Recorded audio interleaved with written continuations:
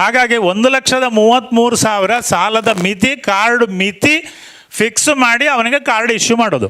ಇದು ಕ್ರೆಡಿಟ್ ಕಾರ್ಡ್ನ ಸೂಕ್ಷ್ಮ ಮಾಹಿತಿ. ಹಲವಾರು ರೈತರು ಈ ಕಾರ್ಡಿನ ಉಪಯೋಗ ಪಡ್ಕೊಂಡಿದ್ದಾರೆ, ಅಂದರೆ ಸಾಲ ಪಡ್ಕೊಂಡಿದ್ದಾರೆ, ಕಾರ್ಡ್ ಇಲ್ಲ ಸ್ವಂತ. ಈ ಕಾರ್ಡ್ ಇದ್ದರೆ ಏನು ಲಾಭ ಅಂತಂದರೆ ಬ್ಯಾಂಕಿಗೆ ಹೋಗಬೇಕಾಗಿದ್ದಿಲ್ಲ. ಹಣಕಾಸು ಸೌಲಭ್ಯ ಸಾಲ ಕೊಡಬೇಕು ಅಂತೇಳಿ ಕೇಂದ್ರ ಸರ್ಕಾರ 1998ರಲ್ಲೇ ಪ್ರಾರಂಭ ಮಾಡಿದೆ ಈ ಯೋಜನೆಗಳು. ಅಂದರೆ ಪ್ರತಿ ಮನೆಗೂ, ಪ್ರತಿಯೊಬ್ಬ ರೈತನಿಗೂ ಈ ಕಾರ್ಡನ್ನು ಒದಗಿಸ್ಕೊಡ್ಬೇಕು, ಅವರಿಗೆ ಲಭ್ಯ ಆಗಬೇಕು ಅಂತೇಳಿ ಯೋಜನೆ ಮಾಡಿರೋದು. ಯಾರು ಕೊಡ್ತಾರೆ ಈ ಕಾರ್ಡ್ ಅಂತಂದರೆ ಬ್ಯಾಂಕ್. ಸಹಜವಾಗಿ ಎಲ್ಲ ವಾಣಿಜ್ಯ ಬ್ಯಾಂಕ್ಗಳು, ಸಹಕಾರಿ ಬ್ಯಾಂಕ್ಗಳು ಮತ್ತು ನಮ್ಮ ಗ್ರಾಮೀಣ ಬ್ಯಾಂಕ್. 5 ವರ್ಷ ಇದಕ್ಕೆ ಮಿತಿ ಕಾರ್ಡಿಗೆ.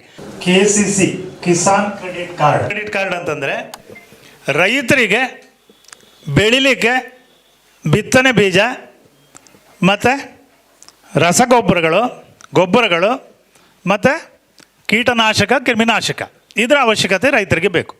ಬೆಳೆ ಬೆಳಿಲಿಕ್ಕೆ ನಾನು ಹೇಳ್ತಿರೋದು, ಇತರೆ ಬಾಕಿ ಕೆಲಸಕ್ಕೆ ಹೇಳ್ತಾ ಇಲ್ಲ.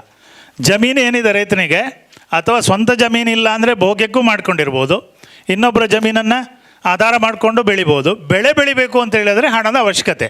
ಇದು 3ಕ್ಕೆ ಮೂಲತಃ. ಅದು ಎಲ್ಲಿಂದ ಪಡ್ಕೋಬೇಕು? ಅದಕ್ಕೆ ಹಣ ಬ್ಯಾಂಕಿಂದ ಸಾಲದ ರೂಪದಲ್ಲಿ. ಇದು ಈ ಕಿಸಾನ್ ಕ್ರೆಡಿಟ್ ಕಾರ್ಡ್ ಯಾಕೆ ಮಾಡಿದ್ರು ಅಂದರೆ ಇದು 1998ರಿಂದ ಪ್ರಾರಂಭ ಆಗಿದೆ ಈ ಯೋಜನೆ. ಹಣ ಬೇಕು ಅಂದ ತಕ್ಷಣ ರೈತರುಗಳು ಎಲ್ಲಿಗೆ ಹೋಗ್ತಾರೆ? ಯಾರಾದರೂ ಲೇವಾದೇವಿಗಾರ ಹತ್ರ ಹೋಗ್ತಾರೆ. ಬಡ್ಡಿ ಎಷ್ಟಪ್ಪ ಅಂದರೆ 24%, 36%, 48%, 60% ಕೊನೆಗೆ. ಅಂದರೆ ಈ ಪರ್ಸೆಂಟೇಜ್ ಯಾಕೆ ಹೇಳ್ತೀನಿ ಅಂದರೆ ಕೊನೆಗೆ ₹2, ₹3, ₹4 ತಿಂಗಳ ಲೆಕ್ಕಕ್ಕೆ ಈ ಥರ ಹೋಗುತ್ತೆ.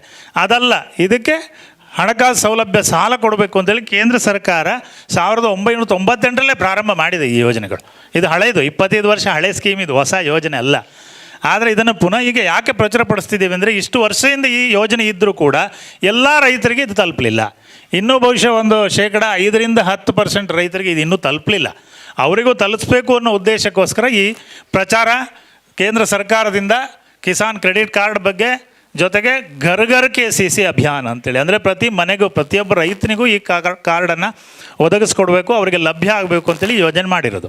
ಇದು ಏನಪ್ಪ ಅಂದರೆ ಕ್ರೆಡಿಟ್ ಕಾರ್ಡ್ ಬಗ್ಗೆ 2 ವಾಕ್ಯದಲ್ಲಿ ಹೇಳ್ಬಿಡ್ತೀನಿ. ಇದು ಸಾಲ ಸೌಲಭ್ಯ ಕಾರ್ಡ್ ಮೂಲಕ ಕೊಡೋದು. ಅವರ ಬೆಳೆ ಬೆಳಿಲಿಕ್ಕೆ, ಒಂದು ಬೆಳೆ ಬೆಳಿಬೇಕು ಅಂದರೆ ಅದಕ್ಕೆ ಹಣದ ಅವಶ್ಯಕತೆ ಎಷ್ಟು ಬೇಕು ಅಂತೇಳಿ ನಿರ್ಧಾರ ಮಾಡಲಿಕ್ಕೆ ಜಿಲ್ಲಾ ಮಟ್ಟದಲ್ಲಿ ತಾಂತ್ರಿಕ ಸಮಿತಿ ಇದೆ. ವರ್ಷಕ್ಕೊಂದ್ಸಲಿ ಸಭೆ ಸೇರಿ ತಾಂತ್ರಿಕ ಸಮಿತಿಯವರು ಒಂದೊಂದು ಬೆಳೆಗೂ ಎಷ್ಟೆಷ್ಟು ಅವಶ್ಯಕತೆ ಇದೆ ಸಾಲ, ಅದನ್ನು ನಿರ್ಧಾರ ಮಾಡುತ್ತೆ ತಾಂತ್ರಿಕ ಸಮಿತಿಯವರು. ಹಾಗಾಗಿ ರೈತರಿಗೆ ಒಂದು ಬೆಳೆಗೆ ಎಷ್ಟು ಸಾಲದ ಅವಶ್ಯಕತೆ ಇದೆ ಅಂತೇಳಿ ಆ ಸಮಿತಿ ನಿರ್ಧಾರ ಮಾಡಿದ ಲೆಕ್ಕಾಚಾರದಲ್ಲಿ ನಾವು ಸಾಲದನ್ನು ನಿರ್ಧಾರ ಮಾಡ್ತೀವಿ, ಕಾರ್ಡ್ ಲಿಮಿಟನ್ನು ನಿರ್ಧಾರ ಮಾಡ್ತೀವಿ. ಯಾರು ಕೊಡ್ತಾರೆ ಈ ಕಾರ್ಡ್ ಅಂತಂದರೆ ಬ್ಯಾಂಕ್. ಸಹಜವಾಗಿ ಎಲ್ಲ ವಾಣಿಜ್ಯ ಬ್ಯಾಂಕ್ಗಳು, ಸಹಕಾರಿ ಬ್ಯಾಂಕ್ಗಳು ಮತ್ತು ನಮ್ಮ ಗ್ರಾಮೀಣ ಬ್ಯಾಂಕು ಇದು ಈ ಕಾರ್ಡ್ ಕೊಡುವಂಥ ಬ್ಯಾಂಕ್ಗಳು. ಬೇರೆ ಯಾರು ಪ್ರೈವೇಟ್ ಎಲ್ಲೆಲ್ಲಿ ಹೋದರೂ ಈ ಕಾರ್ಡ್ ಸಿಗಲ್ಲ. ಇದನ್ನು ಯಾವ ರೀತಿ ಲೆಕ್ಕಾಚಾರ ಹಾಕ್ತಾರೆ, ನಿರ್ಧಾರ ಮಾಡ್ತಾರೆ ಅಂತೇಳಿ ಹೇಳಿದ್ರೆ, ಒಂದು ಉದಾಹರಣೆಗೆ ಒಂದು ಬೆಳೆ ಹೇಳ್ತೀನಿ ನಾನು. ಟೊಬ್ಯಾಕೊ, ಹೊಗೆಸೊಪ್ಪು ಇಲ್ಲೆಲ್ಲ ನಮ್ಮ ಏರಿಯಾದಲ್ಲಿ ಜಾಸ್ತಿ ಬೆಳೀತಾರೆ. 1 ಎಕರೆಗೆ ಹೊಗೆಸೊಪ್ಪಿಗೆ ₹72,600 ನಿರ್ಧಾರ ಆಗಿದೆ 1 ಎಕರೆಗೆ. ಸೊ ಈ ಕಾರ್ಡ್ ಯಾವ ರೀತಿ ಕೊಡಬೇಕು ಅಂತೇಳಿ ಹೇಳಿದ್ರೆ, ಈಗ ಒಬ್ಬ ರೈತನಿಗೆ 1 ಎಕರೆ ಇದೆ, ಅವರು 1 ಎಕರೆಯಲ್ಲಿ ಹೊಗೆಸೊಪ್ಪು ಬೆಳೀತಾರೆ ಅಂತೇಳಿ ಆದರೆ ಆ ಹೊಗೆಸೊಪ್ಪು ಬೆಳೀಲಿಕ್ಕೆ ₹72,600 1 ಎಕರೆಗೆ ಇದ್ದರೆ ಅದನ್ನು ನಾನು ಲೆಕ್ಕಾಚಾರ ಸುಲಭ ಆಗಲಿಕ್ಕೆ 70,000 ಅಂತ ಹೇಳ್ತೀನಿ, ಲೆಕ್ಕ ಸುಲಭ ಮಾಡಲಿಕ್ಕೆ. ಈ 70,000 1 ಎಕರೆಗೆ ಹೊಗೆಸೊಪ್ಪು ಬೆಳೀಲಿಕ್ಕೆ, ಅದರ ಜೊತೆಗೆ ಬೆಳೆ ಬೆಳೆಯೋದ್ರ ಜೊತೆಗೆ ಅವನ ಇತರೆ ಬಳಕೆ ಖರ್ಚಿಗೂ ಕೂಡ %10 ಸೇರಿಸ್ಕೋತೀವಿ. ಅಲ್ಲಿಗೆ 70ಕ್ಕೆ ಎಷ್ಟಾಯಿತು? 77 ಆಯಿತು. ಅದರ ಜೊತೆಗೆ %20 ಅವರ ಇತರೆ ಖರ್ಚು, ಅವರ ಕೃಷಿ ಉಪಕರಣಗಳು ಯಾವುದಾದ್ರು ಅದನ್ನು ನಿರ್ವಹಣೆಗೆ ಬೇಕಾಗತ್ತೆ ಅಂತೇಳಿ ಅದನ್ನು ಕೂಡ ಸೇರಿಸ್ಕೊತೀವಿ. ಅದೆಷ್ಟಾಯಿತು? 14,000 ಆಯಿತು. ಅಲ್ಲಿಗೆ 70 + 14 7 21 91,000 ಆಯಿತು. ಈ 91,000 ಮೊದಲನೇ ವರ್ಷಕ್ಕೆ ಮಿತಿ. ಆದರೆ ಈ ಹಣದೊಬ್ಬರ ಇದೆ, ಇನ್ಫ್ಲೇಷನ್ ಅಂತ ಏನು ಹೇಳ್ತೀವಿ ನಾವು. ಈ ಕಾರ್ಡ್ ಕೊಡೋದು ಎಷ್ಟು ವರ್ಷಕ್ಕೆ ಕೊಡ್ತೀವಿ ಅಂದರೆ 5 ವರ್ಷ. 5 ವರ್ಷ ಇದಕ್ಕೆ ಮಿತಿ ಕಾರ್ಡಿಗೆ. ಆ 5 ವರ್ಷಕ್ಕೆ ಅಂತಂದರೆ ಈಗ ಮೊದಲನೇ ವರ್ಷಕ್ಕೆ 91,000 ಆಯಿತು. 2ನೇ ವರ್ಷಕ್ಕೆ ಹೇಗೆ? ಅದನ್ನು ಕೂಡ ಒಂದು ಹಣದೊಬ್ಬರದ ಒಂದು %10 ಅಂತ ತೆಕ್ಕೊಂಡು ಆ 10% ಅದನ್ನು ಮಿತಿ 2ನೇ ವರ್ಷಕ್ಕೆ ಜಾಸ್ತಿ ಮಾಡ್ತೀವಿ. ಅಲ್ಲಿ 91 ಅಂದರೆ ಇನ್ನೊಂದು 9,000 ಸೇರಿಸ್ಕೊಳ್ಳೋಣ, 1,00,000 ಆಯಿತು. ಮತ್ತಿನ ವರ್ಷಕ್ಕೆ ಇನ್ನೊಂದು 10,000, 1,10,000 ಆಯಿತು. ಮತ್ತು 3ನೇ ವರ್ಷಕ್ಕೆ 1,21,000 ಆಯಿತು. ಕೊನೆಯ ವರ್ಷಕ್ಕೆ ಇನ್ನು 1,32,33,000 ಆಯಿತು. ಹಾಗಾಗಿ 1,33,000 ಸಾಲದ ಮಿತಿ, ಕಾರ್ಡ್ ಮಿತಿ ಫಿಕ್ಸ್ ಮಾಡಿ ಅವನಿಗೆ ಕಾರ್ಡ್ ಇಶ್ಯೂ ಮಾಡೋದು. ದಾಖಲೆ ಎಷ್ಟು ಸಾಲದ್ದು ಅಂತ ಹೇಳಿದರೆ 1,32,000 ಅಥವಾ 33,000ನೇ. ಮೊದಲನೇ ವರ್ಷ ಸಿಗೋದು 91,000, 2ನೇ ವರ್ಷಕ್ಕೆ ಏನು ಮಾಡಬೇಕು, ಪುನಃ ಆ ಸಾಲನ ಕಟ್ಟಬೇಕು, ಬಡ್ಡಿ ಸೇರಿಸಿ ವಾಪಸ್ಸು ಆ 2ನೇ ವರ್ಷದ ಮಿತಿ ಅಂದರೆ 91,000ದಿಂದ 1,00,000ಕ್ಕೆ ಆ ಮಿತಿಯನ್ನು ಅವರು ಉಪಯೋಗಿಸ್ಕೋಬೋದು. ಇದು ಕ್ರೆಡಿಟ್ ಕಾರ್ಡ್ನ ಸೂಕ್ಷ್ಮ ಮಾಹಿತಿ. ಇದರಲ್ಲಿ ಹಾಗಾದರೆ ಪಡ್ಕೊಳ್ಳಿಕ್ಕೆ ಏನು ಕೊಡಬೇಕು ರೈತರು ಅಂದರೆ ಬ್ಯಾಂಕ್ಗಳಿಗೆ ಹೋಗಬೇಕು, ಅವರ ಜಮೀನ ದಾಖಲೆ ಒದಗಿಸ್ಕೊಡ್ಬೇಕು, ಪಹಣಿ ಮತ್ತು ಋಣಭಾರ ಪತ್ರಗಳು, ಎನ್ಕಮರೆನ್ಸ್ ಸರ್ಟಿಫಿಕೇಟು ಅಂತ ಹೇಳ್ತೀವಿ, ಮತ್ತು ಕಂದಾಯ ಕಟ್ಟಬೇಕು, ಟ್ಯಾಕ್ಸ್ ಪೇಯ್ಡ್ ರಿಸಿಟು, ಮತ್ತು ಅದು ಮ್ಯೂಟೇಷನ್ ಅಂದರೆ ಅದು ಹೇಗೆ ಹಕ್ಕು ಬದಲಾವಣೆ ಆಯಿತು, ಅವರಿಗೆ ಯಾವ ರೀತಿ ಬಂತು ಅಂತಂದ್ರೆ ಪತ್ರ ಕೊಡಬೇಕು. ಈ 2,00,000ದ ಮಿತಿಗೆ ಬರೀ ಬೆಳೆ ಏನು ಬೆಳೀತಾರೆ ಅದಷ್ಟೇ ನಾವು ಆಧಾರ ಮಾಡ್ಕೋತೀವಿ.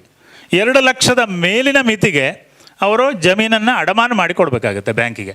ದಾಖಲೆ ಏನು ರೈತರಿಗೆ ಕೊಡಬೇಕು ಅಂತಂದರೆ ಅಷ್ಟೇ. ಇದು ಪ್ರತಿಯೊಬ್ಬ ರೈತರು ಇದನ್ನು ಪಡ್ಕೋಬೇಕು.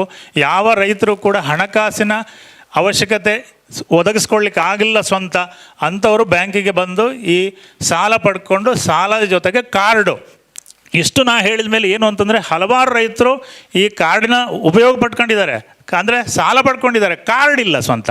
ಈ ಕಾರ್ಡ್ ಇದ್ದರೆ ಏನು ಲಾಭ ಅಂತಂದರೆ ಬ್ಯಾಂಕಿಗೆ ಹೋಗಬೇಕಾಗಿದ್ದಿಲ್ಲ, ನೀವು ಎಲ್ಲೇ ಹೋಗಿ ಹೊರಗಡೆ ಈ ಕಾರ್ಡನ್ನು ಉಪಯೋಗಿಸ್ಕೊಂಡು 25,000 ಒಂದು ದಿನಕ್ಕೆ ಯಾವುದಾದ್ರೂ ಗೊಬ್ಬರ ಪರ್ಚೇಸ್ ಮಾಡ್ಬೋದು, ಕ್ರಿಮಿನಾಶಕ ಔಷಧಿ ಪರ್ಚೇಸ್ ಮಾಡ್ಬೋದು ಹೊರಗಡೆ. ಈ ಕಾರ್ಡು ಅಂದರೆ ಬೇರೆ ಹೊರಗಡೆ ನಮ್ಮ ಕ್ರೆಡಿಟ್ ಕಾರ್ಡ್ ಇದ್ದಂಗೆ ಕಿಸಾನ್ ಕ್ರೆಡಿಟ್ ಕಾರ್ಡ್. ಇದು ಎಲ್ಲ ರೈತರಿಗೆ ಹೆಚ್ಚು ಕಡಿಮೆ ಒಂದು 95% ಇಲ್ಲಿವರೆಗೆ ರೈತರು ಪಡ್ಕೊಂಡಿದ್ದಾರೆ. ಉಳಿಕೆ ರೈತರು ಕೂಡ ಇದನ್ನು ಪಡ್ಕೋಬೇಕು. ಅದಕ್ಕೋಸ್ಕರ ಈ ಮಾಹಿತಿ ಇದು ಎಲ್ಲ ಬ್ಯಾಂಕ್ಗಳಲ್ಲಿ, ನಾವು ಆಗಲೇ ಹೇಳಿದಾಗ ವಾಣಿಜ್ಯ ಬ್ಯಾಂಕು, ಗ್ರಾಮೀಣ ಬ್ಯಾಂಕು, ಸಹಕಾರಿ ಬ್ಯಾಂಕ್ಗಳಲ್ಲಿ ಇದನ್ನು ಕೊಡ್ತಾ ಇದ್ದೀವಿ. ಸೊ ನಾವು ಮಾಧ್ಯಮ ಮಿತ್ರರಿಗೆ ಕೇಳೋದಿಷ್ಟೇ, ಎಲ್ಲ ರೈತರಿಗೆ ಮಾಧ್ಯಮದ ಮೂಲಕ ಇದನ್ನು KCC ಕಿಸಾನ್ ಕ್ರೆಡಿಟ್ ಕಾರ್ಡ್ ಪಡ್ಕೊಳ್ಳಿಕ್ಕೆ ಮಾಹಿತಿ ಒದಗಿಸಿ. ನಮ್ಮ ಬ್ಯಾಂಕಿನ ಬಗ್ಗೆ ಒಂದು ಮಾತು ಹೇಳ್ಬಿಡ್ತೀನಿ. ಇದು ಯಾವುದಪ್ಪ ಅಂದರೆ ಕರ್ನಾಟಕ ಗ್ರಾಮೀಣ ಬ್ಯಾಂಕು. ಗ್ರಾಮೀಣ ಬ್ಯಾಂಕು ಅಂದರೆ ಗೊತ್ತಿರುತ್ತೆ ಎಲ್ರಿಗೂ. ಮೊದಲೆಲ್ಲ ಕಾವೇರಿ ಗ್ರಾಮೀಣ ಬ್ಯಾಂಕು, ಕಾವೇರಿ ಕಲ್ಪತರು ಗ್ರಾಮೀಣ ಬ್ಯಾಂಕು, ವಿಶ್ವೇಶ್ವರ ಗ್ರಾಮೀಣ ಬ್ಯಾಂಕು, ಪ್ರಗತಿ ಗ್ರಾಮೀಣ ಬ್ಯಾಂಕು, ಚಿಕ್ಕಮಗಳೂರು ಕೊಡಗು ಗ್ರಾಮೀಣ ಬ್ಯಾಂಕ್, ಈ ಥರ ಸುಮಾರು ಗ್ರಾಮೀಣ ಬ್ಯಾಂಕ್ಗಳಿದ್ದವು. ಆಮೇಲೆ ಸರ್ಕಾರ ಅದನ್ನೆಲ್ಲ ಅಮಲ್ಗಮೇಷನ್ ಮಾಡಿ ಒಂದು ಸೇರಿಸಿ ಈಗ ಬೀದರ್ನಿಂದ ಇಲ್ಲಿ ಚಾಮರಾಜನಗರವರೆಗೆ 22 ಜಿಲ್ಲೆಯಲ್ಲಿ ನಮ್ಮ ಕರ್ನಾಟಕ ಗ್ರಾಮೀಣ ಬ್ಯಾಂಕ್ ಅಂತಿದೆ. ಆಮೇಲೆ ಕರಾವಳಿ ಜಿಲ್ಲೆ 9 ಜಿಲ್ಲೆಗಳಲ್ಲಿ ಕರ್ನಾಟಕ ವಿಕಾಸ ಗ್ರಾಮೀಣ ಬ್ಯಾಂಕ್ ಅಂತಿದೆ. ಇದು ಕೂಡ ಕೇಂದ್ರ ಸರ್ಕಾರದ ಬ್ಯಾಂಕೆ. ಇದು ನಮ್ಮ ಕರ್ನಾಟಕ ಗ್ರಾಮೀಣ ಬ್ಯಾಂಕ್ 61,000 ಕೋಟಿ ವ್ಯವಹಾರ, 2,118 ಕೋಟಿ ಸ್ವಂತ ಬಂಡವಾಳ ಇದೆ. ರೈತರಿಗೋಸ್ಕರನೇ 80% ನಾವು ರೈತರುಗಳಿಗೆ ಇಲ್ಲಿವರೆಗೆ ಸಾಲ ಕೊಟ್ಟಿದ್ದೀವಿ. 80% ರೈತರಿಗೆ ಸಂಬಂಧಪಟ್ಟ ಸಾಲನೇ ಕೊಟ್ಟಿದ್ದು. ಈ ಸದುಪಯೋಗ ರೈತರು ಪಡ್ಕೊಳ್ಳಿ. ಇದು ರೈಟ್ ನ್ಯೂಸ್.